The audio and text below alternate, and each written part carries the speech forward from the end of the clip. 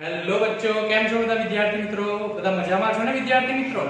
તો let's start us chapter number 3 પ્રવાહ વિદ્યુત. તો આજે આપણે ગુજકેટ અથવા તો નીટ ની કોમ્પિટિટિવ એક્ઝામ ની પ્રિપરેશન માટે ભેગા થયા છે. એનો વિડિયો લેક્ચર છે વિદ્યાર્થી મિત્રો. તો આપણે કન્ટેન્ટ ટુ કન્ટેન્ટ ધીમે ધીમે આગળ વધીશું અને એમસીક્યુ માટે આપણે કેવા ફોર્મ્યુલા કેવી રીતે પદ્ધતિ અને કેવી રીતે પૂછાય છે એ બધા પર આપણે ચર્ચા કરીશું વિદ્યાર્થી મિત્રો. તો ફર્સ્ટ કન્ટેન્ટ ની વાત કરીએ વિદ્યુત પ્રવાહ. તો વિદ્યુત પ્રવાહ વિશે આપણે અગાઉ ભણેલા છે કે વાહકના કોઈપણ આડછેદમાંથી એકમ સમયમાં પસાર થતા વિદ્યુત ભારના જથ્થાને આપણે વિદ્યુત પ્રવાહથી ઓળખીએ છીએ. બરાબર ને? વાહકના આડછેદમાંથી એકમ સમયમાં પસાર થતા વિદ્યુત ભારના જથ્થાને આપણે વિદ્યુત પ્રવાહ નામની ભૌતિક રાશિથી ઓળખીએ છીએ. અને વિદ્યુત પ્રવાહ આપણી મૂળભૂત ભૌતિક રાશિ 7માની એક ભૌતિક રાશિ છે વિદ્યાર્થી મિત્રો. તો આપણે વિદ્યુત પ્રવાહની જે સંજ્ઞા છે એ કેપિટલાઇઝ છે. તો આપણે શું બોલીએ? એકમ સમયમાં પસાર થતો વિદ્યુત ભારનો જથ્થો. તો આપણે લખીએ ને Q/T. તો સૂત્ર શું થયું? I Q/T. આપણે ક્વિક રિવિઝન ની અંદર વ્યાખ્યા કે કશું યાદ રાખવાની જરૂર નથી વિદ્યાર્થી મિત્રો. ફોર્મ્યુલા ખાસ યાદ રાખો, એપ્લાય કરતા આવડવું જોઈએ ને દરેક સૂત્રના પૂર્ણ નામ. તો I નો મતલબ શું થશે? વિદ્યુત પ્રવાહ. Q નો મતલબ શું થશે? વિદ્યુત ભારનો જથ્થો. T નો મતલબ એકમ સમય. બરાબર છે? અને SI એકમ તો બધાને ખબર જ હશે. SI એકમ વિદ્યુત પ્રવાહનો SI એકમ શું છે? એમ્પિયર. અને સૂત્ર પરથી બનાવીએ તો Q કે જેનો વિદ્યુત ભારનો જથ્થો બોલે છે, એકમ શું છે? કુલમ. અને T એટલે સમય, તો એનો એકમ શું થશે? સેકન્ડ. તો બીજો એકમ શું લખી શકીએ છે? કુલમ પ્રતિ સેકન્ડ.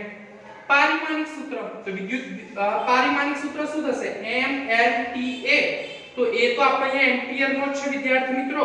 તો અહીંયા ફક્ત આપણે m ની વેલ્યુ 0, l ની વેલ્યુ 0, t ની વેલ્યુ 0 અને a ની વેલ્યુ શું થશે? ઉપર 1. તો પારિમાણિક સૂત્ર પણ MCQ માં આવતા હોય છે. હવે વિદ્યુત પ્રવાહ એકમ આડછેદના ક્ષેત્રફળમાંથી સમયની સાપેક્ષે, એવું જરૂરી નથી વિદ્યાર્થી મિત્રો કે સમાન જ મૂલ્યનું વહેતું હોય, સ્થાયી જ હોય. સમયની સાપેક્ષે વિદ્યુત પ્રવાહનું મૂલ્યમાં ફેરફાર થવાની શક્યતા હોય છે. તો વિદ્યુત પ્રવાહ શોધવા માટે આપણે જો સમયની સાપેક્ષે વિદ્યુત પ્રવાહ બદલાતું રહેતું હોય તો એ વખતે આપણે સરેરાશ વિદ્યુત પ્રવાહની મદદથી શોધતા હોય છે. તો આપણે સરેરાશ વિદ્યુત પ્રવાહ એટલે I એવરેજ ડેલ્ટા Q ના છેદમાં ડેલ્ટા T. તો ડેલ્ટા Q ના છેદમાં ડેલ્ટા T નો મતલબ આપણે સૂત્રની અંદર આવી રીતે લખી શકીએ છીએ કે Q2 Q1 છેદમાં T2 T1. તો બંનેની સરેરાશ વેલ્યુ તમે આ રીતે ફોર્મ્યુલામાં એપ્લાય કરો તો તમને સરેરાશ વિદ્યુત પ્રવાહ મળી જશે. અમુક વાર આપણને પરીક્ષામાં એવી રીતે પણ પૂછાઈ શકે છે કે જે તે સમયે જે તે વિદ્યુત ભારનો જથ્થો આપેલો હોય અને એ વખતે તત્ક્ષણિક વિદ્યુત પ્રવાહ પૂછે. ધારો કે આપણે T સામે વિદ્યુત પ્રવાહ અને તત્ક્ષણિક પ્રવાહનું સૂત્ર, તો જે તે સમયે જે તે વિદ્યુત ભારનું મૂલ્ય આપેલું હોય તો એ વખતે આપણે શું લખીશું? તો આપણે અગાઉ પણ વાત કરેલી છે કે I limit delta T tends to 0 delta Q છેદમાં ડેલ્ટા T. આપણે સરેરાશ પ્રવાહ પરથી તત્ક્ષણિક પ્રવાહ શોધવો હોય તો I dq શું લખી શકીએ છીએ? dt. તો અહીંયા આપણું તત્ક્ષણિક પ્રવાહનું સૂત્ર થઈ ગયું dq/dt. વિદ્યાર્થી મિત્રો, હવે અમુકવાર પરીક્ષાની અંદર તમને વેલ્યુ વિદ્યુત ભાર શોધવાનું પૂછ્યું હોય તો એ વખતે આપણે આ સૂત્રની અંદર dq ને સૂત્રનો કરતા બનાવી દો અને અહીંયા dt નો ઉપર લઈ જશો તો શું લખાશે? I dt લખાશે કે નહીં લખાય? બરાબર. હવે તમને વિદ્યુત ભારનો જથ્થો પૂછ્યો છે તો તમે બંને બાજુ શું એપ્લાય કરી દો? સંકલન એપ્લાય કરી દો અને સંકલનની વેલ્યુ પુટ કરો, સૂત્ર ફોર્મ્યુલા એપ્લાય કરો એટલે તમને બોથ ધ સાઈડ આપણું dq ની વેલ્યુ પરથી તમને વિદ્યુત ભાર q નું મૂલ્ય મળી જશે. તો અમુકવાર વિદ્યુત ભાર શોધવા માટે આપણે આ સૂત્રનો ઉપયોગ કરી બંને બાજુ સંકલન લગાવો તો વિદ્યુત ભારનું મૂલ્ય પણ મળતું હોય છે. એક આટલી વાત થઈ. હવે એના પછી અમુકવાર કોમ્પિટિટિવ એક્ઝામ ની અંદર આપણને મૂળભૂત સૂત્ર યાદ હોય, ચોપડીની અંદર કે બીજી કોઈ જગ્યાએ આપણને આવા ફોર્મ્યુલા આપેલા હોતા નથી, પણ આપણે ફોર્મ્યુલા બનાવવા પડતા હોય છે. તો અમુકવાર તમને વિદ્યુત ભારમાં એટલે અહીંયા લખે છે કે વાહકના આડછેદમાંથી t સમયમાં પસાર થતા ઇલેક્ટ્રોનની સંખ્યા આપેલી હોય. શું આપેલું હોય વિદ્યાર્થી મિત્રો? નંબર ઓફ ઇલેક્ટ્રોન્સ આપેલા હોય. તો વિદ્યુત પ્રવાહનું મૂલ્ય શોધો. આપણને એવી રીતે પણ પૂછે, ઇલેક્ટ્રોનની સંખ્યા આપેલી હોય. હવે અત્યાર સુધી આપણે તો સૂત્રમાં કેવી રીતે શોધતા શીખ્યા છે કે ભાઈ સમય આપેલો હોય, વિદ્યુત ભારનો જથ્થો આપેલો હોય તો વિદ્યુત પ્રવાહ મળી જાય. પણ આપણાને અમુકવાર વિદ્યુત ભારના જથ્થાનું મૂલ્ય આપેલું હોતું નથી, બરાબર છે, પણ ઇલેક્ટ્રોનની સંખ્યા આપેલું હોય. તો આપણે અહીંયા વિદ્યુત ભારના ક્વોન્ટમીકરણનું સૂત્ર એપ્લાય કરીને જવાબ લાવી શકીએ છીએ.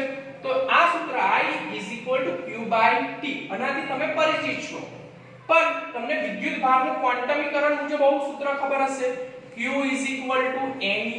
હા કે ના? તો અહીંયા આપણે q ની જગ્યાએ n × e છેદમાં શું મૂકી દઈએ? t મૂકી દઈએ. તો વિદ્યાર્થી મિત્રો તમે દેખો કે e નું મૂલ્ય તો મૂળભૂત વિદ્યુત ભાર છે અને e નું મૂલ્ય તો આપણે બધાને ખબર છે 1.6 × 10⁻⁹ કુલમ. આપણે એપ્લાય કરી દઈએ એટલે e નું મૂલ્ય તો 1.6 × 10⁻⁹ કુલમ થશે. ધ્યાનથી વાત સાંભળજો. તો અહીંયા આપણાને ઇલેક્ટ્રોનની સંખ્યા રકમની અંદર આપેલી હોય, બરાબર ને? તો n ની વેલ્યુ આપેલી હોય અને t ની વેલ્યુ આપેલી હોય તો આપણને વિદ્યુત પ્રવાહ મળી જાય કે ના મળી જાય? તો અમુકવાર વિદ્યુત ભારના જથ્થાનું મૂલ્ય સીધું ન આપતા તમને ઇલેક્ટ્રોનની સંખ્યા આપે તો તમે I ne/t ની ફોર્મ્યુલા મુજબ શોધી શકો છો. હવે થોડી વધારે કોમ્પ્લિકેશન વધારવા માટે આપણને એવું કે ધારો કે એક q વિદ્યુત ભારનો જથ્થો છે એ વર્તુળાકાર પથ ઉપર અચળ ઝડપથી અને f આવૃત્તિનો મતલબ 1 સેકન્ડની અંદર પૂર્ણ થતા દોલનો અથવા તો અહીંયા તો વર્તુળાકાર પથની સંખ્યા તો ભ્રમણ કરતો હોય તો તેના વડે રચાતો પ્રવાહ શોધો. આપણાને વિદ્યાર્થી મિત્રો પરીક્ષાની અંદર આવૃત્તિ આપી દે, f ની વેલ્યુ આપી દે, તો હવે આપણને તો બેઝિક સૂત્ર આવડે છે I q/t. તો આવૃત્તિની વેલ્યુને લઈને આપણે વિદ્યુત પ્રવાહ કેવી રીતે શોધી શકીએ છીએ? આ વખતે આપણે કન્ફ્યુઝ કરતા હોય છે. તો દેખો તમે કે મૂળ સૂત્ર પરથી નવા કેવી રીતે સૂત્ર ઉપર જતા હોય છે. તો I q/t મેઇન ફોર્મ્યુલા.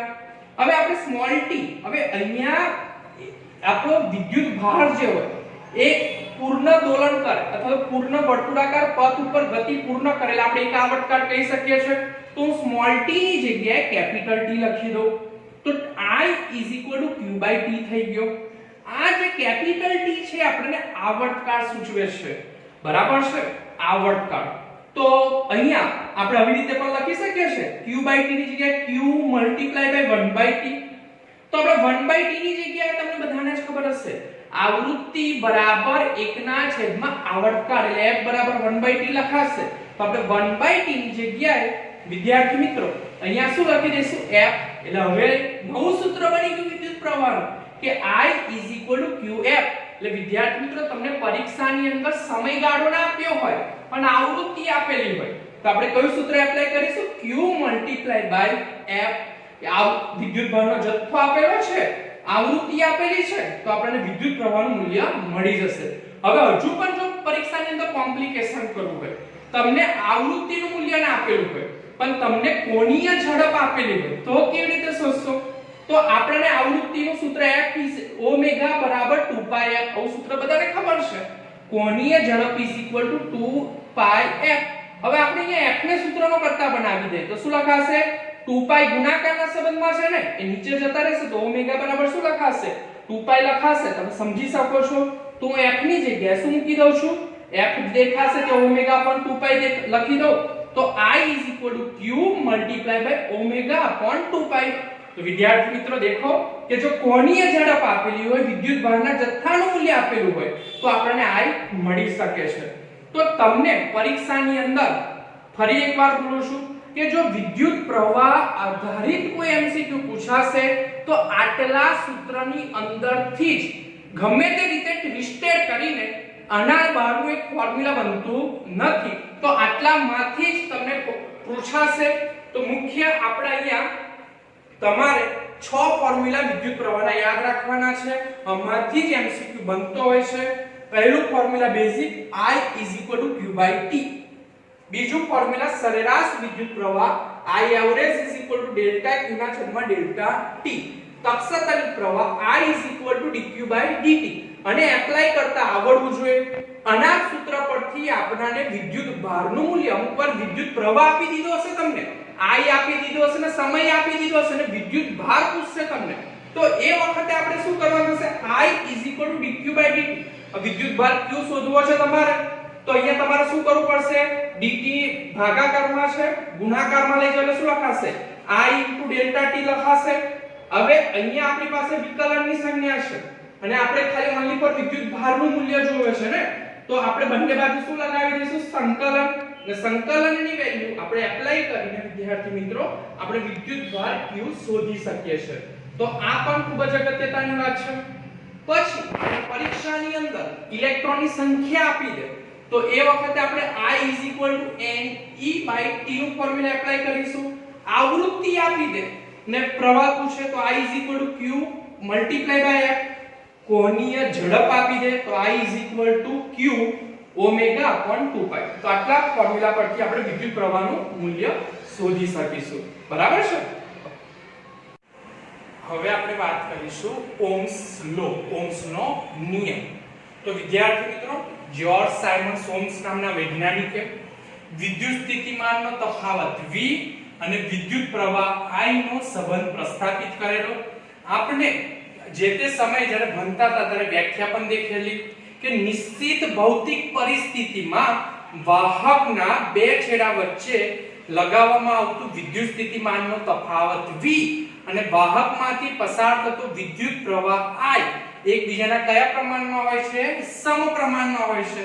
આવું જ્યોર્જ સાયમન્સ ઓહ્મ્સે પ્રયોગ દ્વારા સાબિત કર્યું. આપણે ધોરણ 12 ની અંદર આપણે લેબોરેટરીમાં પણ પ્રયોગશાળામાં આ સંબંધને પ્રસ્થાપિત કર્યો હતો.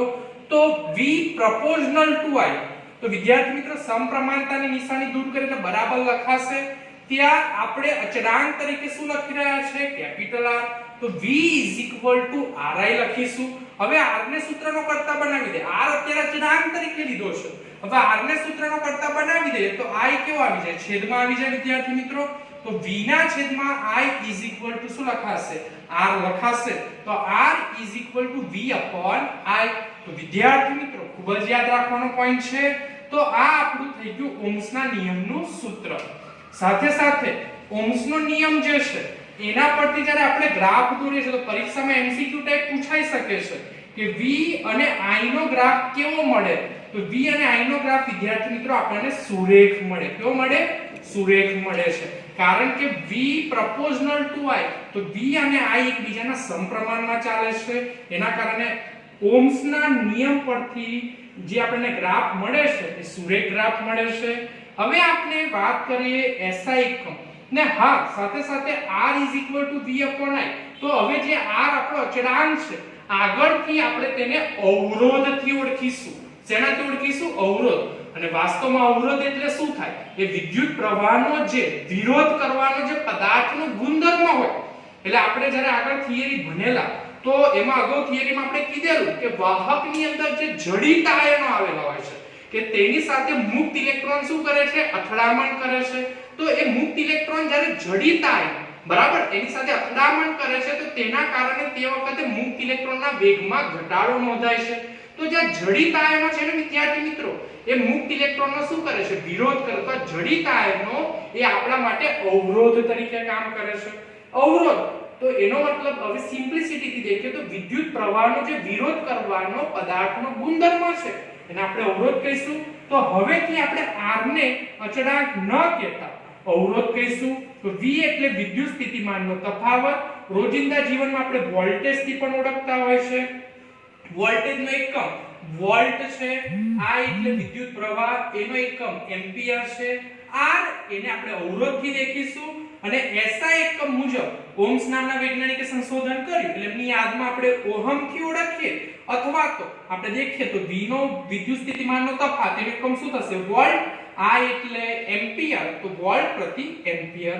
પારિમાણિક સૂત્ર દેખીએ તો આપણે વોલ્ટ અને વિદ્યુત પ્રવાહના સૂત્રને મૂકીને બેલેન્સિંગ કરીશું તો mLT એ 12 32 છેલ્લે 2 માઈનસ તો આપણને આ રીતે ઓહ્મ્સના નિયમની મદદથી એક સૂત્ર મળે છે. ખૂબ જ યાદ રાખજો R V/I ઉલટા સુલટી કરીને પણ આપણે માહિતી મેળવી શકે. ધારો કે R નું મૂલ્ય હોય અને I નું મૂલ્ય હોય તો આપણને V મળી જાય. સાથે સાથે આપણી પાસે V નું મૂલ્ય હોય I નું મૂલ્ય હોય તો R મળી જાય. અને એક બીજું પણ સૂત્ર લખું કે I નું મૂલ્ય જોતું હોય ના આપ્યું હોય અને આપણી પાસે V અને R નું મૂલ્ય હોય તો પણ આપણને V અને R નું મૂલ્ય હોય તો વિદ્યુત પ્રવાહ I મળી જતા હોય છે. તો તમે દેખી શકો છો કે ધીમે ધીમે ઘણા બધા ફોર્મ્યુલા થાય છે. તો વિદ્યાર્થી મિત્રો ફિઝિક્સમાં આ જ વસ્તુ છે. જો ફોર્મ્યુલા તમને ચોક્કસ સમયે આવડી ગયા યાદ આવી જશે તો only for put the value and given to answer. બરાબર છે. તો મેઈન ફોર્મ્યુલા યાદ રાખો, એના પરથી નવા ફોર્મ્યુલા તમને ઉપજાવતા આવડવા જોઈએ. હવે કન્ડક્ટન્સ, તો જે આપણે અવરોધની વાત કરી તો અવરોધ R ના વ્યસ્તને એટલે અવરોધના વ્યસ્ત એટલે 1/R ને કન્ડક્ટન્સ G થી ઓળખીએ છીએ. એટલે G બરાબર શું લખાશે 1/R. હમણાં જ વાત કરી કે અવરોધનો એકમ શું છે ઓહમ. તો 1/ઓહમ લખીએ અને ઉપર લખીએ તો શું લખાશે ઓહમ ઇન્વર્સ અથવા તો આપણે વિદ્યાર્થી મિત્રો એને મોહ ઊંધો ઓહમ થી પણ લખી શકીએ છીએ. MCQ માં પૂછાતો હોય છે અને ખાસ કરીને આ એકમ વધારે પૂછાય છે. બરાબર કે આપણને પૂછે છે કે કન્ડક્ટન્સ નો એકમ ખાલી જગ્યા છે તો આ એકમો પૂછાતા છે. તો સિમેન્સ પણ એકમ છે, યાદ રાખજો, MCQ માં પૂછાઈ શકે છે. પારિમાણિક સૂત્ર તો જે આપણે અગાઉ અવરોધનું સૂત્ર દેખ્યું તો એનું વ્યસ્ત એટલે જે જગ્યાએ અહીંયા પ્લસ નિશાની હતી ત્યાં માઈનસ લગાવી દઈશું, જે જગ્યાએ માઈનસ છે ત્યાં પ્લસ લગાવીશું એટલે mLT 12 32 પહેલે 2 માઈનસ. તો આ વાત થઈ. હવે નેક્સ્ટ કન્ટેન્ટની વાત કરીએ તો વાહકમાં જડિત આયનો તો આવેલા જ હોય વિદ્યાર્થી મિત્રો. તો જે જડિત આયનો છે બરાબર છે તો એના કારણે અવરોધ તો પેદા થવાનો છે. તો વાહકમાં અવરોધનું પરિમાણ અવલંબન એટલે અહીંયા આપણે દેખવાનો પ્રયત્ન કરીશું કે અવરોધ વાહકની કઈ પરિમાણ એટલે કે આપણે લઈ શકીએ છીએ કદ, લંબાઈ, ક્ષેત્રફળ. તો કયા પ્રમાણમાં એનું મૂલ્ય વધે કેવી રીતે ઘટે. તો R proportional to L.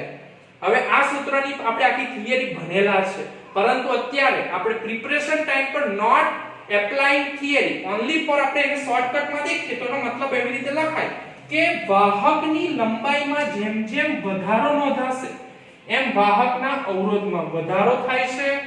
બરાબર. અને સમીકરણ નંબર 1 અને જેમ વાહકના આડછેદનું ક્ષેત્રફળ વધશે એમ અવરોધ R ના મૂલ્યમાં ઘટાડો થશે કારણ કે R ઇન્વર્સલી પ્રોપોર્શનલ ટુ 1/A વ્યસ્ત પ્રમાણમાં હોય છે. હવે સમીકરણ 1 અને 2 ને આપણે જરા સરખાવી દઈએ તો શું લખાશે તો સમીકરણ 1 અને 2 ને સરખાવે તો R proportional to L/A. હવે પ્રોપોર્શનાલિટીની નિશાની દૂર કરીએ અને અચળાંક તરીકે આપણે અહીંયા ρ મૂકી રહ્યા છે. શું બોલ્યો ρ. તો અહીંયા અવરોધનું બીજું સૂત્ર થઈ ગયું R = ρ L/A. પરીક્ષામાં તમને દરેકના પૂર્ણ નામ પણ જો યાદ રહેવા જોઈએ તો જ ફોર્મ્યુલા લર્ન થશે. અમુક વાર ફોર્મ્યુલા આવડતી હોય પણ પૂર્ણ નામ ના આવડતા હોય તો R નો મતલબ થાય અવરોધ, L એટલે વાહકની લંબાઈ, A એટલે આડછેદનું ક્ષેત્રફળ અને હવે જે આપણે અચળાંક ρ મૂક્યો છે વિદ્યાર્થી મિત્રો તેમને આપણે અવરોધકતા રેઝિસ્ટિવિટી થી ઓળખીશું. શેનાથી ઓળખવા જઈ રહ્યા છે રેઝિસ્ટિવિટી. તો R = રેઝિસ્ટિવિટી.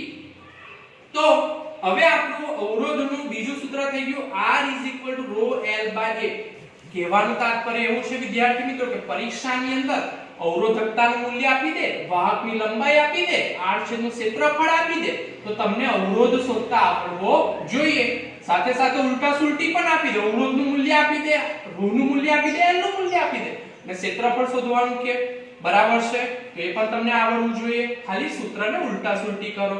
હવે અમુક વાર તમને વાહકની લંબાઈ અને ક્ષેત્રફળ ના આપેલું હોય પણ કદ આપી દીધું હોય તો હવે કદનું સૂત્ર કેવી રીતે મેળવવું તો જરા દેખીએ કે આપણે અંશ અને છેદમાં L ને ઉપરના સૂત્રની અંદર ρ L/A સૂત્રની અંદર અંશ અને છેદમાં LL ગુણી નાખીએ બરાબર।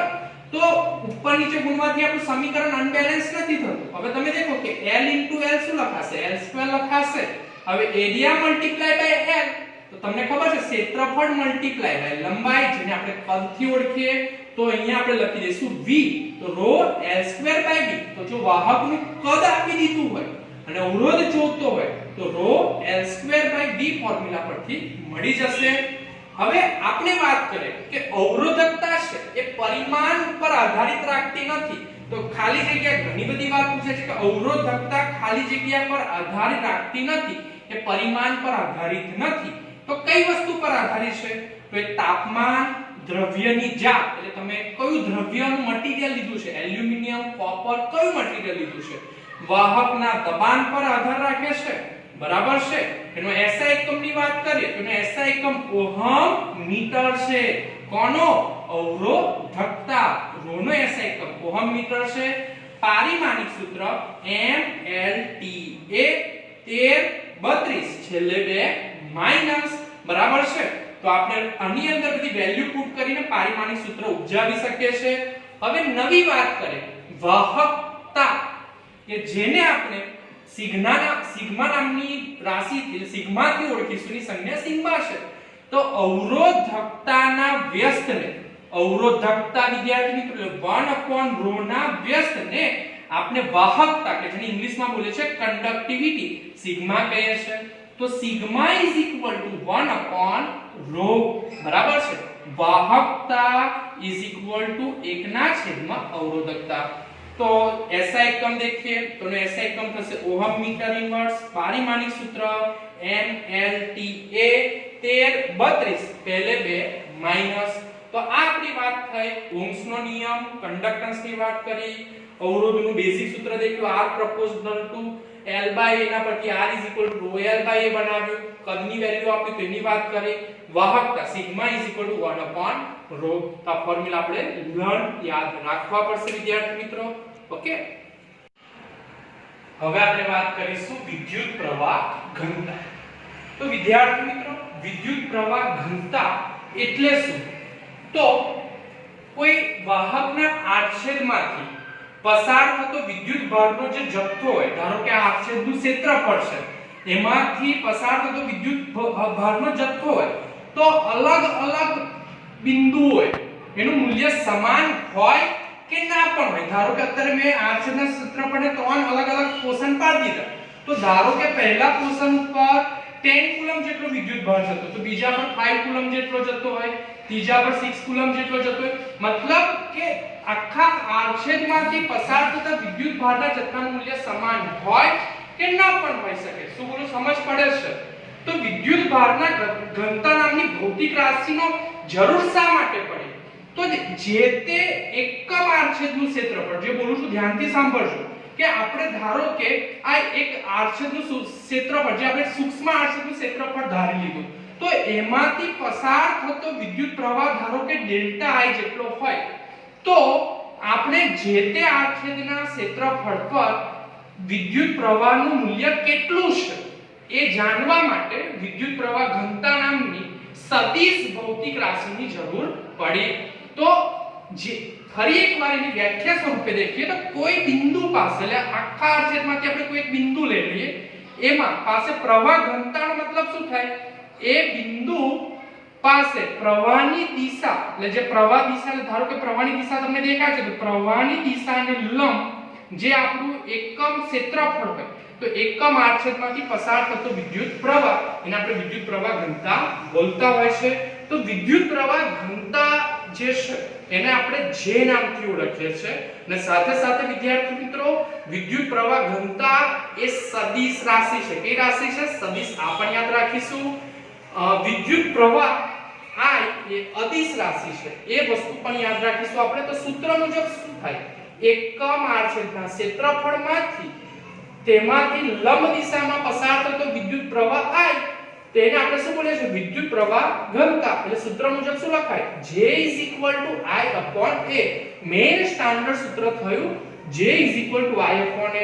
વિદ્યાર્થી મિત્રો વિદ્યુત પ્રવાહના આ મુખ્ય સૂત્ર પરથી ઘણા બધા સૂત્ર ઉપજાવી શકાય છે અને આ મુખ્ય સૂત્ર આના પરથી આપણે દેખીએ કે કેવા કેવા ફોર્મ્યુલા કેવા કેવા નવા ફોર્મ્યુલા બનતા હોય છે. પહેલી જ વાત આવે છે કે આપણાને અગાઉ આપણે વિદ્યુત પ્રવાહની વાત કરી તો વિદ્યુત પ્રવાહ I શોધવો હોય તો વિદ્યુત પ્રવાહ ઘનતા નામની રાશિ પરથી પણ આપણે શોધી શકીએ છીએ. તેનું સૂત્ર આ રીતે લખાય છે I સંકલનમાં J સદિશ ડોટ dA સદિશ. ધોરણ 11 માં આપણે સદિશ ચેપ્ટર ની અંદર ભણેલા કે A સદિશ ડોટ B સદિશ બરાબર શું લખાય AB cos θ લખાય કે ના લખાય. તો આપણે અહીંયા શું લખી દઈશું વિદ્યાર્થી મિત્રો J સદિશ ડોટ dA સદિશ અને આની જગ્યાએ આપણે લખીશું JA cos θ. વિદ્યાર્થી મિત્રો અહીંયા એવું સમજાવ્યું છે આપણને. બીજી આકૃતિમાં આપણે અહીંયા દેખીશું કે જરૂરી નથી કે અહીંયા જે ક્ષેત્રફળ છે અને વિદ્યુત પ્રવાહ એકબીજાને લંબ હોય.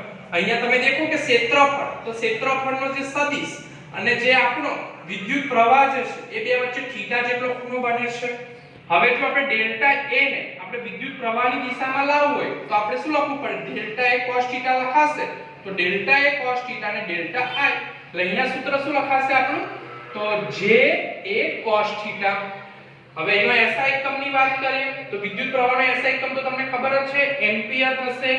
r છેદના ક્ષેત્રફળનો એકમ શું થશે મીટર સ્ક્વેર. તો એનો SI એકમ શું થઈ ગયો વિદ્યાર્થી મિત્રો એમ્પિયર પર મીટર સ્ક્વેર. ભૌતિક રાશિ પણ ખૂબ જ ઈઝીલી યાદ રહી શકે. આ એમ્પિયર તો એ ઉપર છે એટલે અહીંયા તમે બીજી રીતે લખી શકો છો એમ્પિયર મીટર રેઝ ટુ -2. તો અહીંયા ઉપર એક ઘાત થાય. હવે જો અહીંયા એમ્પિયર ની એક ઘાત થઈ ગઈ મીટર એટલે L ઇન્ડિકેટ કરે -2. અહીંયા દળ નથી કે સમયગાળો નથી તો 0 0.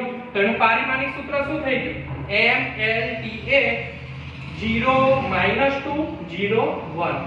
હવે આપણે આગળ દેખીશું કે વિદ્યુત પ્રવાહ ઘનતાના નવા સૂત્ર કેવી રીતે ઉપજાવી શકાય છે કેવા હોય છે. તો વાહકના બે છેડા વચ્ચેનો વિદ્યુત સ્થિતિમાનનો તફાવત આપણે ઇંગ્લિશમાં બોલતા હોય છે પોટેન્શિયલ ડિફરન્સ કે જેને આપણે વોલ્ટેજ થી પણ ઓળખતા. તો V નું સૂત્ર આપણે બીજા ચેપ્ટરની અંદર દેખેલું વિદ્યુત ક્ષેત્ર મલ્ટીપ્લાય બાય વાહકની લંબાઈ E મલ્ટીપ્લાય બાય L અને હું સમીકરણ નંબર 1 આપી દઉં. હવે અગાઉ આપણે દેખ્યું કે ઓહ્મના નિયમ મુજબ આપણે હું સૂત્ર લખી શકીએ છીએ V IR બરાબર ને. તો IR હવે અગાઉ આપણે દેખ્યું કે અવરોધને પરિમાણ પર ઇફેક્ટમાં R સૂત્ર બનાવ્યું આપણે કે ρ L A. તો આપણે R ની જગ્યાએ શું લખી દઈએ ρ L A લખી દઈએ વિદ્યાર્થી મિત્રો. હવે અહીંયા તમે દેખો કે જે I/A છે એની જગ્યાએ આપણે શું લખી શકીએ છીએ J લખી શકીએ છીએ. તો અહીંયા I/A ની જગ્યાએ શું લખી દે J. તો V J ρ L બરાબર સમીકરણ નંબર 2. હવે આપણે એક કામ કરીએ કે સમીકરણ 2 ની અંદર સમીકરણ 1 ની શું મૂકી દઈએ કિંમત મૂકી દઈએ. તો દેખી શકો છો તમે કે V ની જગ્યાએ હવે હું શું લખી દઈશ EL. તો EL J ρ L both the side L cancel out. તો E શું સૂત્ર મળ્યું J ρ મળ્યું કે ના મળ્યું વિદ્યાર્થી મિત્રો. હવે વિદ્યુત ક્ષેત્ર સદિશ રાશિ છે તમને બધાને ખબર છે. વિદ્યુત પ્રવાહ ઘનતા અગાઉ જ મેં કીધું કે સદિશ રાશિ છે. આ જે ρ છે એ આપણી અવરોધકતા છે. તમને એના વિશે માહિતી તો છે જ. તો અવરોધકતા છે. તો આપણે વિદ્યાર્થી મિત્રો અગાઉ આપણે ભણી ચૂક્યા છે કે અવરોધકતા ρ 1/σ બરાબર વાહકતા. તો હું ρ ની જગ્યાએ શું લખી શકું અહીંયા દેખી શકો કે ρ 1/σ અવરોધકતા વાહકતા. વાહકતાને આપણે શું બોલે છે સિગ્મા. તો આપણે ρ ની જગ્યાએ શું મૂકી દઈએ 1/σ. તો 1/σ. તો E સદિશ J સદિશ ડોટ 1/σ. હવે વિદ્યાર્થી મિત્રો આપણે J સદિશને સૂત્રનો કરતા બનાવી દઈએ તો આ સિગ્મા ઉપર જાય કે ના જાય. તો J સદિશ E સદિશ અને સિગ્મા. તો કહેવાનું તાત્પર્ય એવું છે કે પરીક્ષાની અંદર આપણને વિદ્યુત પ્રવાહ ઘનતા પૂછી હોય અને તમને વિદ્યુત ક્ષેત્ર આપેલું હોય એનું મૂલ્ય અને સાથે સાથે વાહકતાનું મૂલ્ય આપી દીધું હોય સિગ્માનું. તો તેના પરથી તમે વિદ્યુત પ્રવાહ ઘનતા શોધી શકો છો. તો આ કન્ટેન્ટની અંદર મુખ્ય સૂત્ર આપણા 3 થયા. મુખ્ય સૂત્ર J I/A. બીજા નંબરનું સૂત્ર આપણું શું થયું તો બીજા નંબરના સૂત્રની અંદર દેખી શકીએ છે કે જો આપણાને અહીંયા એ પણ જરા ધ્યાનથી રાખી દો કે અવરોધકતા આપેલી હોય તો એને સૂત્રનો કરતા બનાવી એટલે જેને સૂત્રનો કરતા બનાવી દો તો E સદિશ એના છેદમાં ρ અને J સદિશ આ રીતે પૂછ્યું હોય અને વિદ્યુત ક્ષેત્ર અને સિગ્મા વાહકતાની કિંમત આપી હોય તો વિદ્યુત પ્રવાહ ઘનતા આપણે શોધી શકીશું. તો આ આપણી વાત છે વિદ્યુત પ્રવાહ ઘનતાની.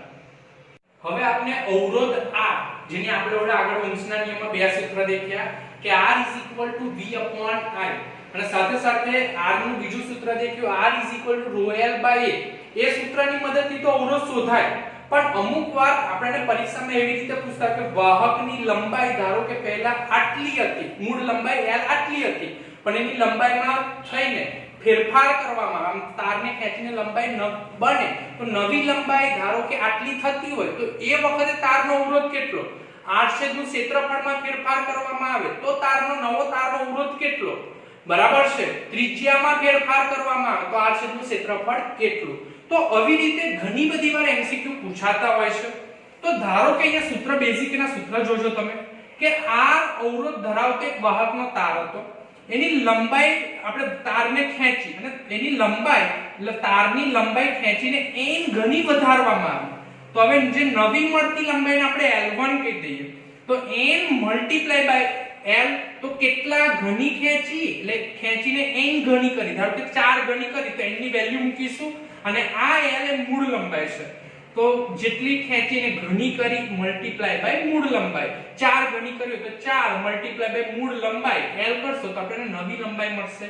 તો એ વખતે નવા તારનો અવરોધ પૂછે વિદ્યાર્થી મિત્રો, તો આપણે ખાલી ઓન્લી ફોર આટલું સૂત્ર એપ્લાય કરી દઈશું તો સીધો જવાબ મળશે R' = n² × R. આ જે R છે એ આપણો જૂનો અવરોધ છે. કયો અવરોધ છે? જૂનો અવરોધ છે. બરાબર છે. કે ધારો કે પહેલા મૂળ અવરોધ આટલો હતો, તારની લંબાઈ 4 ગણી કરવામાં આવી તો અહીંયા ફક્ત n ની વેલ્યુ કેટલી લખવાની? 4. તો 4 નો વર્ગ * મૂળ અવરોધ તો આપણને નવો અવરોધ મળી જશે. હવે આ લંબાઈની વાત કરી, પરીક્ષામાં અમુક વાર આપણને એવું કે R અવરોધ ધરાવતા વાહક તારની ત્રિજ્યા પહેલા ધારો કે r જેટલી હતી પણ હવે ખેંચીને n ગણી કરવામાં આવી તો એનું સૂત્ર શું થશે? દેખજો ધ્યાનથી. R1 = nr. અહીંયા n એટલે કે કેટલા ગણી ત્રિજ્યા થઈ અને r એટલે મૂળ ત્રિજ્યામાં આવે તો નવા તારના અવરોધનું સૂત્ર અહીંયા આ રીતે લખાય છે R' = R/n4. તો આ જે R છે એ આપણો મૂળ અવરોધ થયો અને અહીંયા આપણે કેટલા ગણી ત્રિજ્યામાં ફેરફાર થયો? આપણને એવું કે 4 ગણી ત્રિજ્યામાં વધારો થયો અથવા તો ઘટાડો થાય તો જે પણ મૂલ્ય કીધું હોય એ રીતે અહીંયા મૂલ્ય n નું મૂકીને આપણને નવી તારનો અવરોધ મળી જતો હોય છે. હવે તેવી રીતે આગળ દેખીએ કે R અવરોધ ધરાવતા વાહકનો R પહેલા આપણે લંબાઈની વાત કરી, પછી ત્રિજ્યાની વાત કરી, હવે આડછેદના ક્ષેત્રફળની વાત કરી. તો ધારો કે પહેલા મૂળ છેદ આડછેદનું ક્ષેત્રફળ મૂળ a જેટલું હતું પણ હવે આડછેદના ક્ષેત્રફળમાં n ઘણો વધારો થયો તો સૂત્ર શું લખાશે? A1 = n * a. મતલબ કે મૂળ આડછેદનું ક્ષેત્રફળ * કેટલા ઘણું થયું તે. બરાબર છે. તો મૂળ આડછેદનું ક્ષેત્રફળ મળી જશે અને આપણને એવું પૂછે કે નવો તારનો અવરોધ હવે કેટલો થશે? આ સૂત્ર યાદ રાખશો. R' = નવા તારનો અવરોધ = મૂળ તારનો અવરોધ એના છેદમાં કેટલા ઘણો ફેરફાર થયો તે. ખાસ યાદ રાખો લંબાઈની બાજુ વખતે n² × R. એ વખતે પછી જ્યારે ત્રિજ્યાની વાત કરીએ તો r/n4 અને જ્યારે ક્ષેત્રફળની વાત કરીએ તો r/n². તો આ સૂત્ર આપણે એપ્લાય કરી દઈશું તો સીધા આપણને જવાબ મળી જશે. હવે અમુક વાર આપણને પ્રતિશત ફેરફાર કે તો જો આપણને વેલ્યુ ધારો કે તમને ડેલ્ટા r આવી રીતે વેલ્યુ આપી હોય કે a ± ડેલ્ટા a બરાબર છે તો અહીંયા આ રીતે વેલ્યુ આપી તો એ આપણો અવરોધ થયો અને આ પ્રતિશત મૂલ્ય થયું. તો અથવા તો અહીંયા r ની વેલ્યુ અહીંયા આવી રીતે આપી દીધી હોય, તમને r ડેલ્ટા r કે અહીંયા r ની આ બંનેની વેલ્યુ આપી દીધી હોય અને તમને લંબાઈની વાત કરે તો એ વખતે સૂત્ર યાદ રાખી લઈશું ડેલ્ટા r/r * 100%. જો લંબાઈમાં કન્વર્ટ કરો તો 2 ડેલ્ટા l/l * 100%. બરાબર. ક્ષેત્રફળની વાત કરે તો ડેલ્ટા r/r * 100% -2 ડેલ્ટા e/a * 100% થશે. અને જો આપણે ત્રિજ્યાની વાત કરીએ તો વિદ્યાર્થી મિત્રો delta r/r multiply by 100% is equal to -4 delta r ના છેદમાં r ગુણ્યા 100%. તો આ રીતે પણ પ્રતિશત ફેરફાર પૂછતા હોય છે. હવે ચાલો વિદ્યાર્થી મિત્રો આગળ આપણે વધીએ ડ્રિફ્ટ વેગ.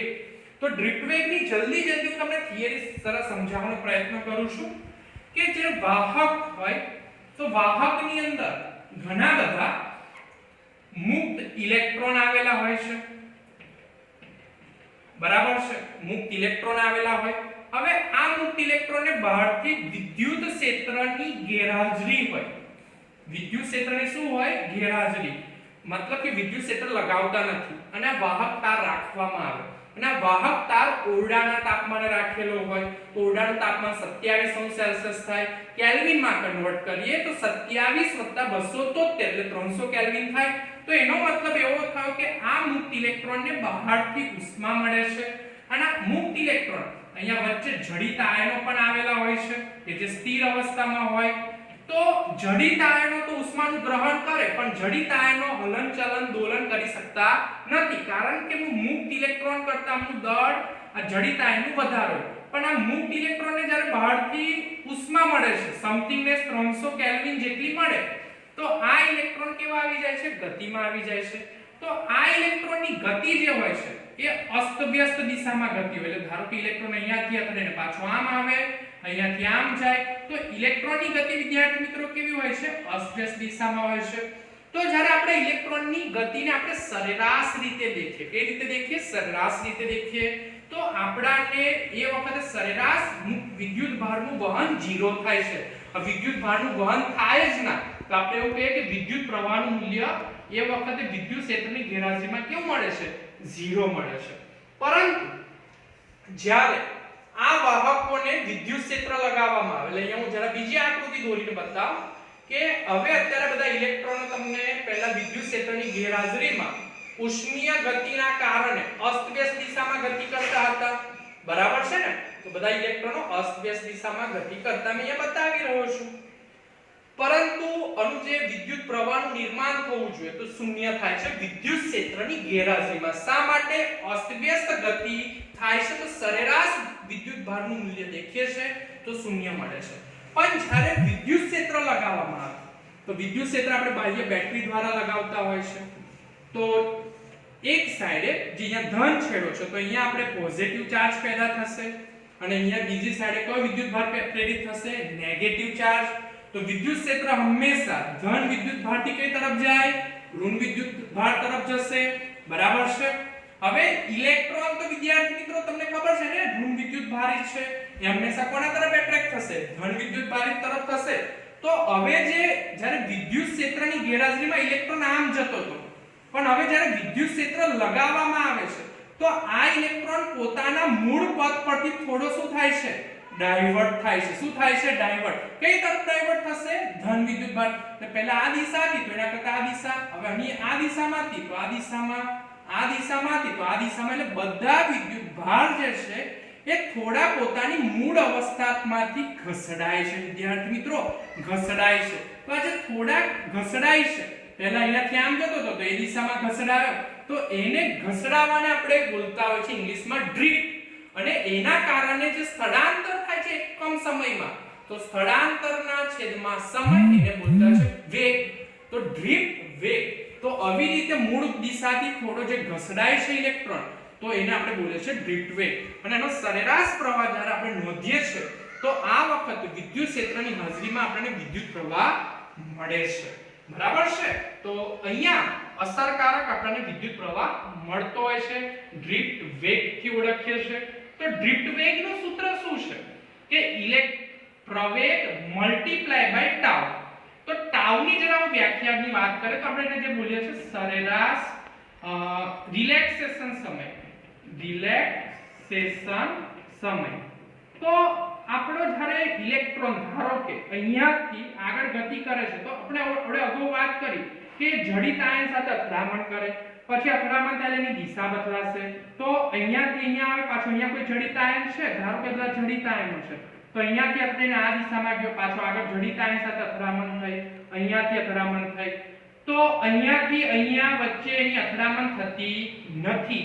જેને આપણે બોલીએ છીએ રિલેક્સેશન. એટલે ધારો કે અહીંથી અહીંયા અથડામણ, અહીંયાથી વિદ્યુત ભાર પ્રવેગિત થયો, અહીંયા પહોંચ્યો, તો ત્યાં સુધી વચ્ચે અથડામણ ના થાય, તો અથડામણ ન થવાનો સમય t1, અહીંયાથી અથડામણ થઈને એની દિશા બદલાઈ ગઈ, તો હવેનો ટાઈમ અહીંયાથી બીજી અથડામણ વચ્ચેના સમયગાળાને t2 t3. તો બે ક્રમિક અથડામણ વચ્ચેના સમયગાળાને, સરેરાશ સમયગાળાને આપણે રિલેક્સેશન ટાઈમ ટાઉ થી ઓળખીએ છીએ.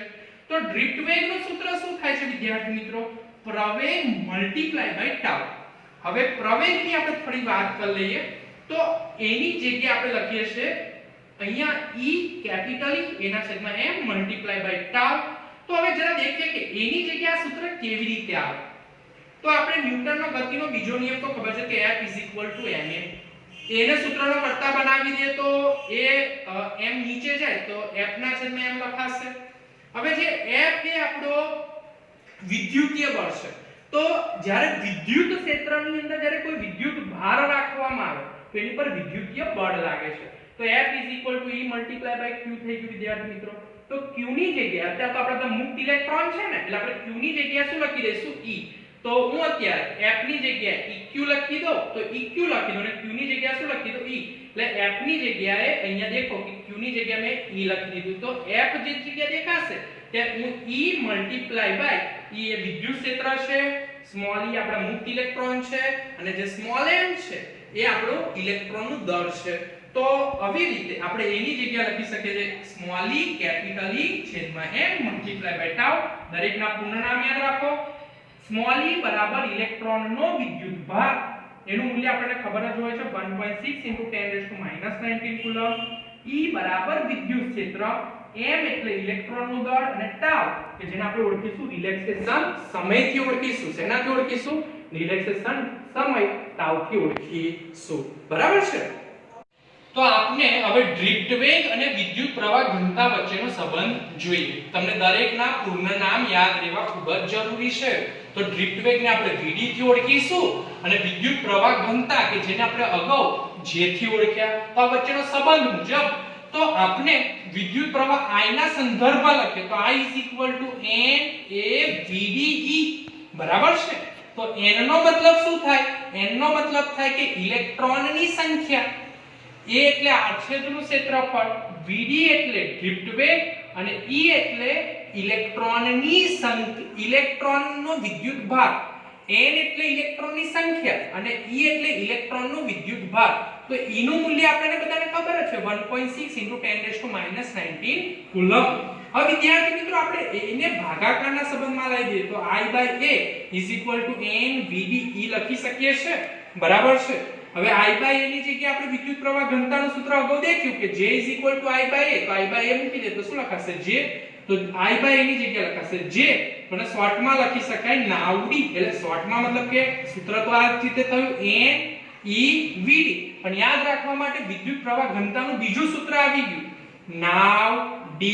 તો વિદ્યુત પ્રવાહ ઘનતાનું પહેલું સૂત્ર J I/A. યાદ રાખજો, MCQ માં ખાસ પૂછાતા હોય છે. બીજું સૂત્ર આવી ગયું નાવ d, અને આપણે અગાઉ દેખ્યું ત્રીજું સૂત્ર હતું J સિગ્મા E. તો ત્રણ વિદ્યુત પ્રવાહ ઘનતાના સૂત્ર છે. બરાબર છે? તો એક કામ કરીએ આપણે, ચાલો નવું સૂત્ર આપણે વાહકતા સિગ્મા અને અવરોધકતાના સૂત્ર બનાવવાનો પ્રયત્ન કરીએ. તો પહેલા અત્યારે આપણે બીજા નંબરનું સૂત્ર મૂકીએ કે J સદિશ E સદિશ સિગ્મા. આ સૂત્ર મૂકી રહ્યા છે, અને હવે જે સૂત્ર સાબિત કર્યું J નાવડી n e vd. સમીકરણ 1 અને 2 ને આપણે ચાલો સરખાવીએ. તો સરખામાં સમાન વેલ્યુ તો આપણે કન્સિડર કરતા નથી.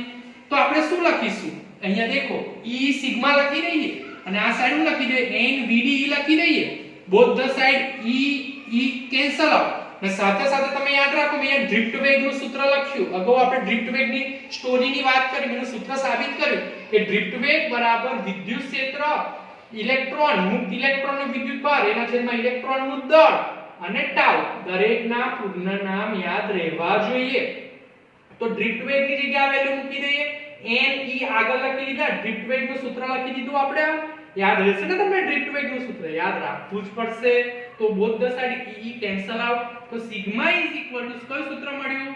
n E multiply by E square tau જેને આપણે રિલેક્સેશન સમયથી ઓળખ્યા અને m ફરી એકવાર દરેકના પૂર્ણ નામ બોલું છું સિગ્મા એટલે વાહકતા n એટલે ઇલેક્ટ્રોનની સંખ્યા E એટલે ઇલેક્ટ્રોનનો વિદ્યુતભાર જેની વેલ્યુ લે છે 1.6 × 10⁻⁹ કુલમ્બ ટાઉ એટલે રિલેક્સેશન ટાઈમ m એટલે ઇલેક્ટ્રોનનું દળ હવે આપણે આ વાહકતાનું સૂત્ર બનાવ્યું અવરોધકતાનું બનાવો તો પણ ઈઝીલી બનાવે ને કારણ કે વાહકતા = 1/, અવરોધકતા સિગ્મા = 1/ρ તો આપણે એના ઋણાત્મક ફોર્મેટમાં લખીએ તો આ સૂત્ર શું થઈ જાય ઉલટું થઈ જાય તો m/n E² * ટાઉ તો આ વાત થઈ ડ્રિફ્ટ વેગ અને વિદ્યુત પ્રવાહ ઘનતાના સંબંધની તો જો વાહકતા પૂછે તો આ બધી વેલ્યુ આપેલી હોય તો વાહકતા મળી જાય સૂત્રમાં m આપેલો હોય n આપેલો હોય E² આપેલો હોય ટાઉ આપેલો હોય તો આપણે રો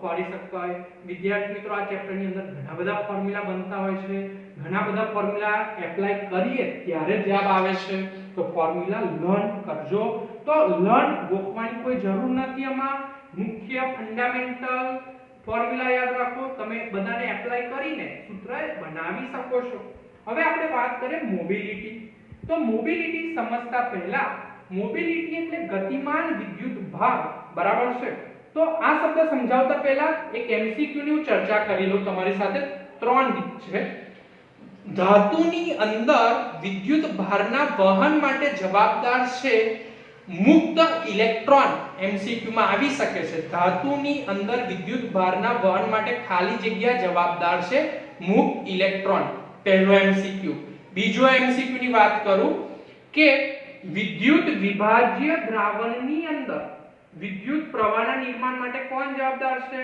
તો આપણે લખીશું ધન આયનો અને ઋણ આયનો બરાબર છે NaCl નું એક્ઝામ્પલ બેસ્ટ છે એક સાઈડે Na એટલે ધન વિદ્યુતભાર આયનો અને ઋણ વિદ્યુતભારિત આયનો Cl વિરુદ્ધ દિશામાં ગતિ કરે છે એટલે વિદ્યુતભાર છે તેમની ગતિના કારણે વિદ્યુત પ્રવાહ રચાય છે તો વિદ્યુત વિભાજ્ય દ્રાવણની અંદર વિદ્યુત પ્રવાહના નિર્માણ માટે કોણ જવાબદાર છે યાદ રાખી લઈએ ફરીવાર ધન આયનો અને ઋણ આયનો અને ત્રીજો પોઈન્ટ અર્ધવાહક સેમિકન્ડક્ટર એની અંદર વિદ્યુત પ્રવાહના નિર્માણ માટે કોણ જવાબદાર છે એમસીક્યુ માં ખૂબ જ પૂછાતો હોય છે તો આપણે લખીશું આંશિક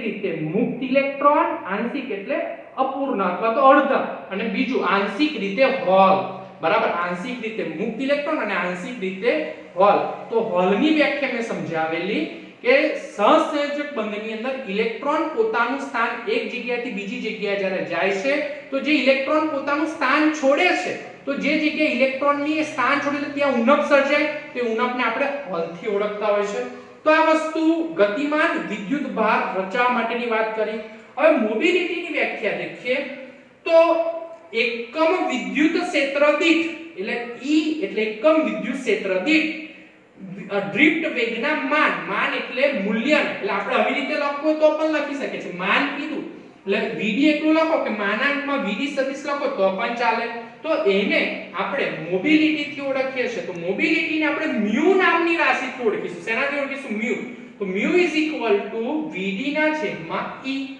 વિદ્યાર્થી મિત્રો ચાલો આપણે μ નું એક બીજું સમીકરણ બનાવવાનો પ્રયત્ન કરીએ સાથે સાથે સિગ્મા નું પણ ફોર્મ્યુલા બનશે ઘણા ફોર્મ્યુલા બને છે તો અગાઉ વાત કરી કે જે આપણે દેખીએ કે બે વિદ્યુત પ્રવાહ ઘનતાના સૂત્ર દેખીએ તો એક વિદ્યુત પ્રવાહ ઘનતાનું સૂત્ર દેખ્યું સિગ્મા E તમે દેખી શકો છો અહીંયા બીજું વિદ્યુત પ્રવાહ ઘનતાનું સૂત્ર દેખ્યું નાવડી NeVd હવે આની અંદર આપણે એક કામ કરીએ આ જે E છે કેપિટલ એને છેદમાં લઈએ તો શું લખાય Vd/E લખાશે અને Ne છે આ સાઈડ લઈ દે તો સિગ્મા Ne લખાય કે ના લખાય એટલે હવે મેં દેખજો ધ્યાનથી કે જે જગ્યા મને Vd/E દેખાશે ત્યાં હું શું લખી શકું સિગ્મા/Ne તો Vd/E અહીંયા મોબિલિટીના સૂત્રમાં દેખાય છે કે μ Vd/E તો Vd/E ની જગ્યાએ હું શું લખી શકું છું અહીંયા μ sigma/Ne બરાબર છે ને તો અહીંયા મોબિલિટીનું બીજું સૂત્ર થઈ ગયું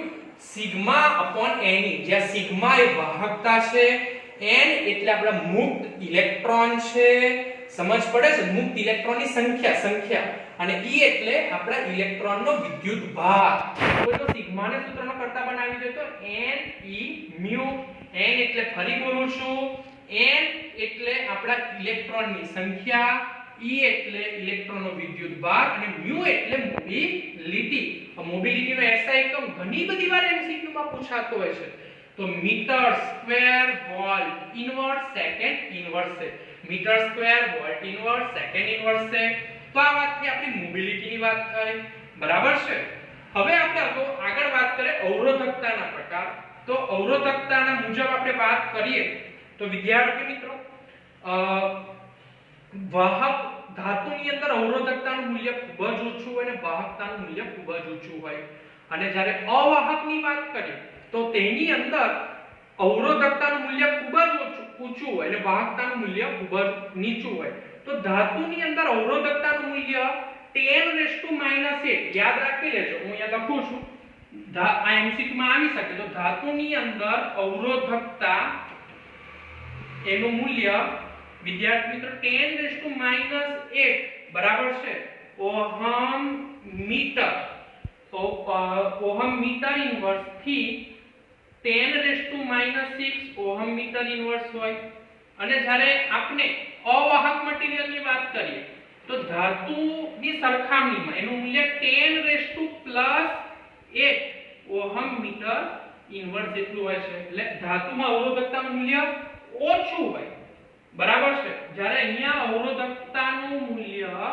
વધુ હોય છે બરાબર છે અવાહકની અંદર કારણ કે તમે દેખો અહીંયા 10⁻⁸ એટલું 10⁻⁶ અને અહીંયા +8 આપેલું છે હવે આપણે વાત કરીએ અવરોધના પ્રકારો તો અવરોધના પ્રકારો બે રીતે હોય છે વાયર બાઉન્ડ અવરોધ તમે આકૃતિ દેખી શકો છો તમે લેબોરેટરીની અંદર રિયોસ્ટેટ જોયું હશે બરાબર ને વિદ્યાર્થી મિત્રો તો રિયોસ્ટેટ તો વાયર બાઉન્ડ અવરોધ આ અવરોધની અંદર ઉપર અહીંયા કોઇલ વીંટાળેલી હોય છે આ નિક્રોમ કોન્સ્ટન્ટ નામની ધાતુની વપરાયેલી હોય આ નિક્રોમ અને કોન્સ્ટન્ટ એટલે મટીરીયલ કયું થયું તો મટીરીયલ વપરાયું નિક્રોમ કોન્સ્ટન્ટ બરાબર છે તો આ મટીરીયલનો ગુણધર્મ એવો હોય છે કે તાપમાન લેબોરેટરીની અંદર તાપમાન બદલાતું રહેતું હોય પણ એની અવરોધકતા અચળ રહે છે એટલા માટે આપણે વાયર બાઉન્ડ અવરોધની અંદર નિક્રોમ અને કોન્સ્ટન્ટ વાપરે છે કેમ તો કે તાપમાન બદલાય પણ એનું અવરોધકતાનું મૂલ્ય અચળ હોય છે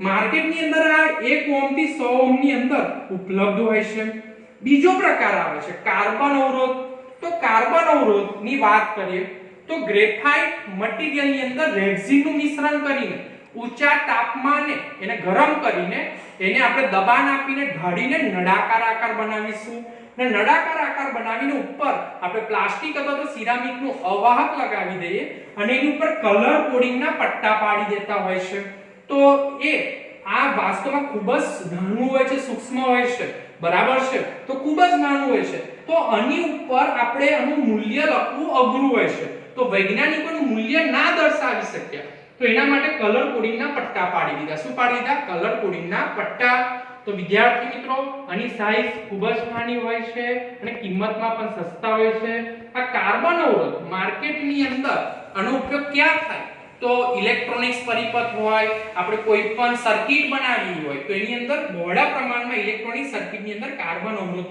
વપરાય છે હવે આપણે ચર્ચા કરીશું કાર્બન અવરોધ તો કાર્બન અવરોધની અંદર કલર કોડિંગ પરથી તમારે અવરોધનું મૂલ્ય શોધવાના MCQ પરીક્ષામાં બધી બહુ વાર પૂછાય છે તો આપને એને હવે આગળના રીતે સમજવાનો પ્રયત્ન કરીશું વિદ્યાર્થી મિત્રો ઓકે ચલો વિદ્યાર્થી મિત્રો તો કાર્બન અવરોધ ના આપણે વર્ણ સંકેત જોવાના છે તમે આગળ અત્યારે તો નો ડાઉટ વિદ્યાર્થી મિત્રો મારી પાસે કલર પેન છે એટલે હું ભૂરી પેનથી બતાવ્યા છે પણ તમે આગળ કાર્બન અવરોધને તમે આગળ ચિત્રની અંદર તમે કલરિંગ ની અંદર દેખ્યો હશે તો કલરિંગ ની અંદર તમે જે જોયું વિદ્યાર્થી મિત્રો તો એની અંદર તમને અલગ અલગ કલરો અંદર જોવા મળ્યા તો એ કલર પરથી એ અવરોધનું મૂલ્ય કેટલું થાય એ આપણને ખબર પડી શકે નહીં કારણ કે વિદ્યાર્થી મિત્રો તમે ચિત્રની અંદર જે દેખો છો એ વાસ્તવમાં અતિ સૂક્ષ્મ એકદમ નાનું અમથું એકદમ ચપટી જેટલું હોય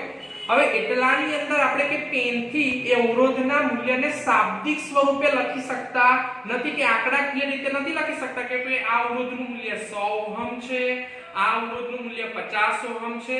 આપણે આંકડાકીય રીતે લખી શકતા નથી. તો વૈજ્ઞાનિકો એના માટે એ અવરોધની ઉપર કલર કોડિંગ મેથડ પાડી અને કલર કોડિંગની મદદથી આપણે એને અવરોધના મૂલ્યમાં શાબ્દિક સ્વરૂપે, ગાણિતિક સ્વરૂપે કેવી રીતે લખી શકીશું એ શોધવાની મેથડ છે. તો આજે અત્યારે એમસીક્યુ માટે પણ આ પોઈન્ટ ખૂબ જ અગત્યનો હોય છે. તો આપણે સર્વપ્રથમ વિદ્યાર્થી મિત્રો એક કોષ્ટક મોટું થઈને યાદ રાખવું પડશે. તો તમે કહો સર આ કોષ્ટક ખાલી છે, તો આ કોષ્ટકને હવે હું ભરી દઈશ. પણ એમ જો આ કોષ્ટકને તમે યાદ રાખવાનો પ્રયત્ન કરો તો ખૂબ જ અઘરું છે, પરંતુ મને હું શોર્ટકટની રીતે શીખવાડું છું. તો શોર્ટકટ રીતે પહેલા તો આપણે રંગ લખવાના છે. તો રંગ ટોટલ 13 રંગ લખવાના છે વિદ્યાર્થી મિત્રો, અને એ પણ ક્રમશઃ લાઈન ટુ લાઈન. તો હવે એકલા લાઈન ટુ લાઈનમાં તો આગળ પાછળ થવાની સંભાવના રહે ને, તો એને યાદ રાખવાની ટેકનિક આપું છું. આ એક લીટી બોર્ડ પર તમને દેખાશે, તો એક ખૂબ જ ધ્યાનથી 5 વાર મોઢે લખીને યાદ રાખી લેજો. આના પરથી તમને કલર કોડિંગ યાદ રાખવું ખૂબ જ ઈઝી પડશે અને કોષ્ટક બનાવવું ખૂબ જ ઈઝી થઈ જશે. તો સમજો ને, એક બીબી રોય નામનો એક વ્યક્તિ છે. કોણ છે? બીબી રોય. આટલી લીટી યાદ રાખી લો. એક બીબી રોય નામનો વ્યક્તિ છે વિદ્યાર્થી મિત્રો. એ લખે છે go to Bombay via Goa. એટલે વિદ્યાર્થી મિત્રો એને ગોવા જવું હોય છે, પણ એ ગોવા જવા માટે વાયા બોમ્બેના રસ્તેથી જાય છે અને સાથે સાથે ગોલ્ડ અને સિલ્વર લેતો જાય છે. તો આપણે યાદ રાખવા માટે શું બોલીએ છે? B B Roy go to Bombay. B B Roy નામનો વ્યક્તિ છે એ go to Bombay via Goa with gold and silver. 5 વાર બોલજો, યાદ રાખજો.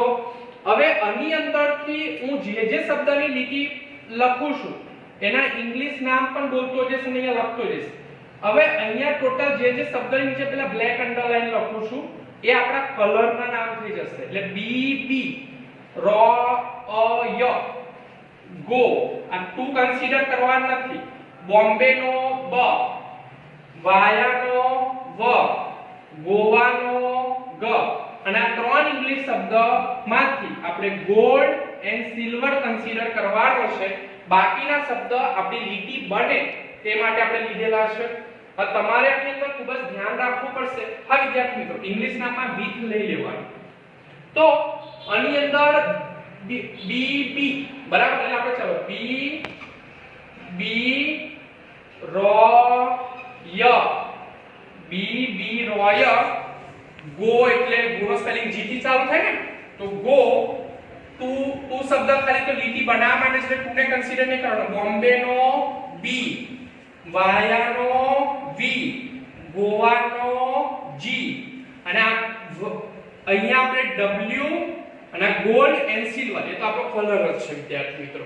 તો આટલા શબ્દ તમારે આના પરથી આટલા શબ્દ જનરેટ થાય છે. B B Roy go to Bombay via Goa with gold and silver. સમજ પડી ગઈ? ચાલો, હવે બધાની અંદર તમારે જો ધ્યાનથી કે ટોટલ 3 બી આવે છે. ટોટલ 3 બી આવે એટલે 3 બી ની અંદર પણ તમારે કલર ક્રમશઃ લખવાના, એટલે ઉલટ-સુલટ ના થઈ જાય એનું ધ્યાન રાખજો. એટલે 3 બી અને 2 જી ની અંદર તમારે ખાસ યાદ રાખવાનું રહેશે. તો પહેલો બી જે આવે છે ને વિદ્યાર્થી મિત્રો, એ બ્લેક રંગનો આવે છે. એટલે બ્લેક એટલે ગુજરાતીમાં આપણે કયો રંગ બોલતા હોય છે? કાળો. બરાબર છે. બીજો બી આવે છે એ બ્રાઉન શબ્દ માટે છે. બ્રાઉન એટલે ગુજરાતીમાં બોલીએ છીએ આપણે કથ્થઈ. ઉલટ-સુલટ ક્રમ ના થઈ જાય કારણ કે ટોટલ 3 બી છે. હવે રોયમાં વાંધો નહીં આવે તો આર. તો આર એટલે આપણે ગુજરાતીમાં શું બોલીશું? રેડ, લાલ. ઓ એટલે ઓરેન્જ, ગુજરાતીમાં શું બોલીએ છીએ આપણે? નારંગી. ઓરેન્જ પત્યો. પછી વાય, વાય એટલે યલો, એટલે ગુજરાતીમાં આપણે એને બોલીએ છીએ પીળો. પછી હવે ટોટલ 2 જી આવશે વિદ્યાર્થી મિત્રો. તો પહેલો જે જી છે એ આપણો શબ્દ ગ્રીન છે. ગ્રીન એટલે લીલો. પછી બોમ્બે નો પાછો બી આવે એટલે બી. તો અહીંયા જે બી છે વિદ્યાર્થી મિત્રો બ્લુ.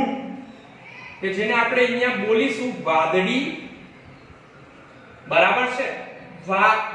વીઆર, તો વી નો મતલબ શું થશે? વાયોલેટ. ઇંગ્લિશમાં બોલાય વાયોલેટ, બરાબર છે. તો વાયોલેટ શબ્દ માટે આપણે વાયોલેટ, બરાબર છે. તો વાયોલેટ એટલે આપણે અહીંયા રંગ થશે બ્લુ.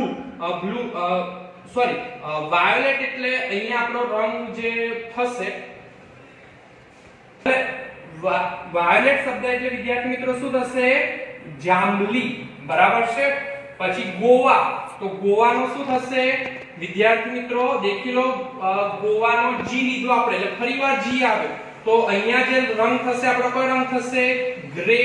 ગ્રે એટલે આપણે ગુજરાતીમાં બોલતા હોય છે ભૂખરો, બરાબર. પછી વ્હીટ, તો વ્હીટ માં આપણે ડબલ્યુ લીધો, તો અહીંયા લખીશું વ્હાઈટ. વ્હાઈટ ને આપણે ગુજરાતીમાં શું બોલીએ છીએ? સફેદ, બરાબર. પછી ગોલ્ડ, તો ગોલ્ડ ને તો ગોલ્ડ જ કહીશું. Gold, silver and last one is no colour. તો બધા જ રંગો લાઈન ટુ લાઈન લખાવવા ખૂબ જ જરૂરી છે. ઓકે, સમજ પડી? તો B B Roy go to Bombay via Goa with gold and silver. આ લીટી પરથી આપણે યાદ રાખી શકીએ છીએ. હવે આપણે વાત કરીશું સંખ્યાની. તો સંખ્યામાં અહીંયા આપણે 0 થી સ્ટાર્ટ કરવાનું. 0 1 2 3 4 5 6 7 8 અને 9. 9 ને આપણી ગાડી વિદ્યાર્થી મિત્રો શું થઈ જવી જોઈએ? સ્ટોપ, બરાબર. અહીં આગળ વધવાનું નહીં એટલે અહીંયા ડેશ માર દઉં છું. 0 થી 9 10 પણ લખતા નહીં, સંખ્યાની અંદર વાત આવી. એના પછી વાત આવે છે ગુણક. તો ગુણકની અંદર તમે ધ્યાનથી દેખજો. અહીંયા પહેલા 1 લખું છું, પછી 10⁻1 થી ચાલુ કરવાની એટલે 10 ની 1 ઘાત થી 10 ની 9 ઘાત સુધી લખીશ. 10 ની 1 ઘાત, 10 ની 2 ઘાત, 10 ની 3 ઘાત, 10 ની 4 ઘાત, 10 ની 5 ઘાત, 10 ની 6 ઘાત, 10 ની 7 ઘાત, 10 ની 8 ઘાત, 10 ની 9 ઘાત.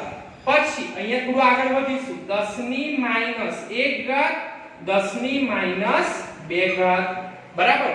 અને છેલ્લી લીટીમાં અહીંયા ડેશ આવશે. તો આ ક્રમ યાદ રાખો કે અહીંયા 1 થી સ્ટાર્ટ કરો, પછી 10 ની 1 ઘાત થી 10 ની 9 ઘાત, પછી 10 ની -1 ઘાત, 10 ની -2 ઘાત, છેલ્લે ડેશ. અને ટોલરન્સ કે જેને આપણે ગુજરાતીમાં છૂટ બોલતા હોય છે, તો એની ટોટલ છેલ્લા 3 જ બ્લોકમાં આવશે. ગોલ્ડ, સિલ્વર અને નો કલર. એની વેલ્યુ ફક્ત 3 બ્લોકમાં જ આવશે. ગોલ્ડ, સિલ્વર અને નો કલર. એટલે અહીંયા 5 10 એન્ડ અહીંયા લાસ્ટ વન ઇઝ 20 20. અને ઉપરની બધી લીટીઓની ડેશ આવશે.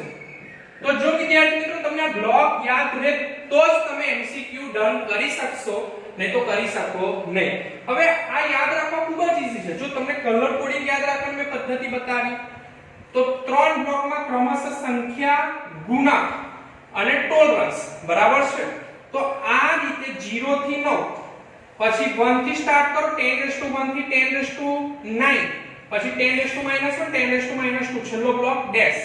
અને આમાં ટોલરન્સ ની અંદર ફક્ત છેલ્લા 3 બ્લોક જ 5 10 અને 20, બરાબર. યાદ રહી જશે પ્રયત્ન કરશો તો. હવે ચાલો આપણે અહીંયા જોઈશું કે અહીંયા મારી પાસે કાર્બન અવરોધ છે. એની ઉપર વાસ્તવમાં એટલે કે લાલ લાલ લાલ અને સિલ્વર એવું લખ્યું ના હોય. તમે આકૃતિમાં દેખ્યું ઉપર અહીંયા આવા 4 પટ્ટા પાડેલા હોય.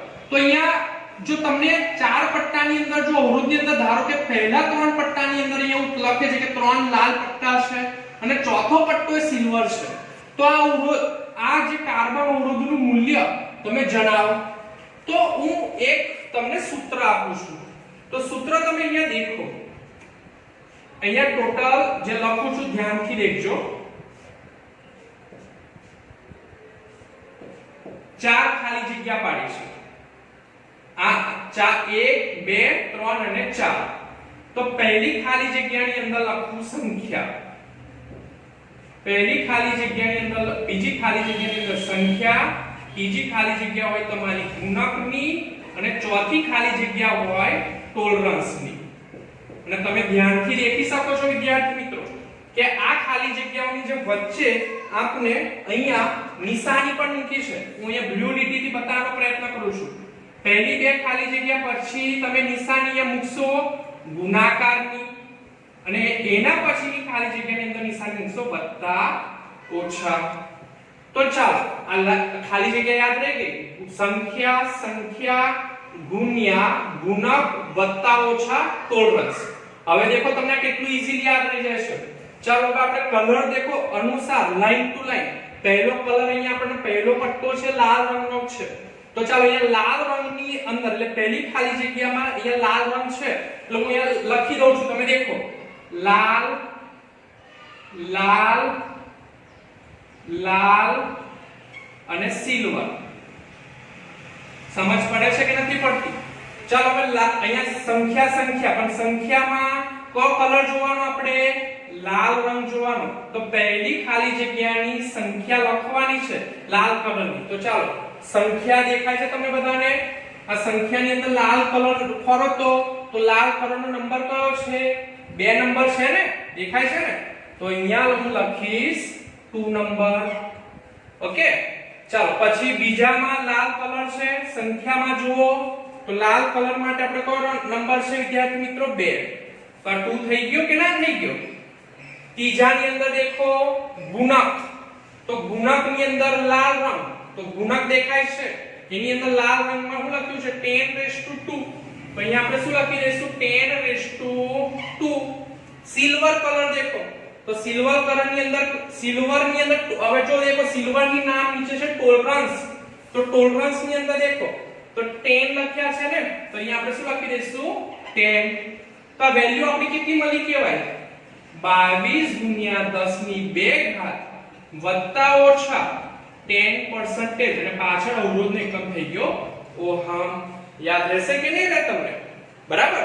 ચાલો આપણે બીજાનું બનાવવાનો પ્રયત્ન કરીએ. અહીંયા હવે હું અહીંયા ખાલી જગ્યાઓ લખું નહીં. પીળો રંગ પ્રથમ, બીજો રંગ જાંબલી, ત્રીજો રંગ કથ્થઈ અને ચોથો રંગ વિદ્યાર્થી મિત્રો કયો?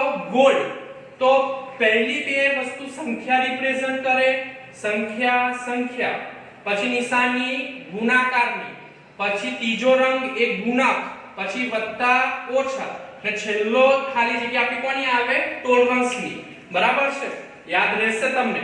ચાલો તો આપણે દેખીએ કે અહીંયા પીળો રંગ. ચાલો તો પીળો રંગ અહીંયા ફરો તો પીળો રંગનો નંબર કયો છે? 4 નંબર છે. તો અહીંયા 4 નંબર આપણે લખીએ. દેખો અહીંયા તો 4 લખ્યા મેં. બરાબર. જાંબલી રંગ બીજો નંબર પણ સંખ્યા ઇન્ડિકેટ કરતો. ચાલો અહીંયા જાંબલી રંગ ફરો તો સંખ્યામાં જાંબલી રંગનો નંબર કયો છે? 7. તો અહીંયા 7 લખી દીધા મેં. પછી વચ્ચે કઈ નિશાની?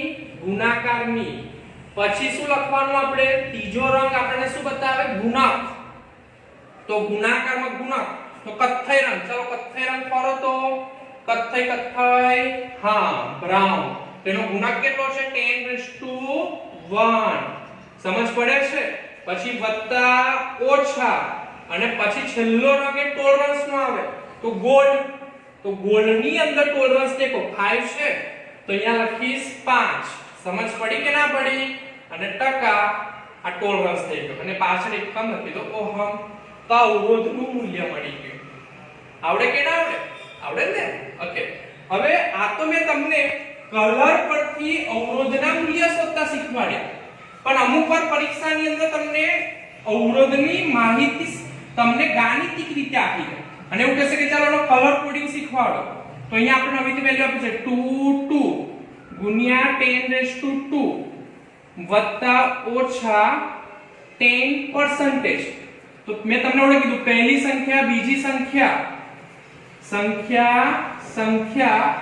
10⁻² શું બતાવે?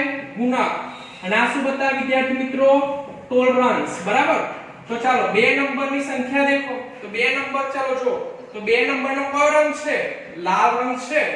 બરાબર ને? સંખ્યામાં બે નંબર જોવાનો અને એની આગળનો કલર દેખો તો લાલ રંગ. તો અહીંયા લખી દઈશ લાલ. તો પ્રથમ રંગ લાલ હશે. પછી સંખ્યા તો એમાં પણ બે નંબર છે. તો સંખ્યામાં બે નંબર તો કયો રંગ હશે? લાલ. પછી મને કહે છે ગુણક 10⁻². તો 10⁻² માં દેખો ગુણક 10⁻². તો કયો રંગ હશે? ત્રીજો નંબર પણ લાલ હશે.